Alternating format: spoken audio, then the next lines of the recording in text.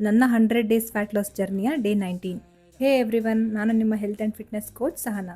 ನನ್ನ ಡೇ 19 ಹೇಗಿತ್ತು ನೋಡೋಣ ಬನ್ನಿ.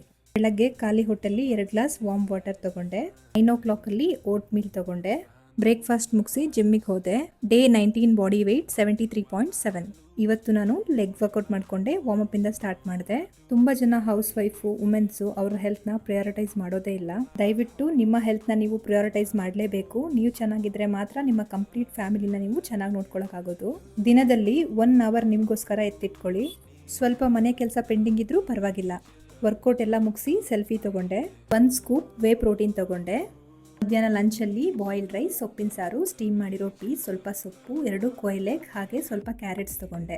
ಸ್ನ್ಯಾಕ್ಸಲ್ಲಿ ಗ್ರೇಪ್ಸ್ ತಗೊಂಡೆ. ಡಿನ್ನರಲ್ಲಿ ಕ್ಯಾಬೇಜ್ ಪಲ್ಯ, ಸೊಪ್ಪಿನ ಸಾರು, ಪೀಸ್ ಹಾಗೂ ಸೊಪ್ಪು, 1 ಚಪಾತಿ, ಹಾಗೆ ಕೊಯ್ಲ್ ಎಗ್ಸ್, ಜೊತೆಲಿ ಸ್ವಲ್ಪ ಕ್ಯಾರೆಟ್ ತಗೊಂಡೆ. Finally day 19 successfully completed. ನೀವು ಕೂಡ ಫ್ಯಾಟ್ ಲಾಸ್ ಮಾಡಬೇಕಂತಿದ್ರೆ ನನ್ನ ಜರ್ನಿನ ಜಾಯಿನ್ ಆಗಿ ನನ್ನ ಪೇಜ್ನ ಫಾಲೋ ಮಾಡಿ. Eat healthy, stay healthy. Thank you.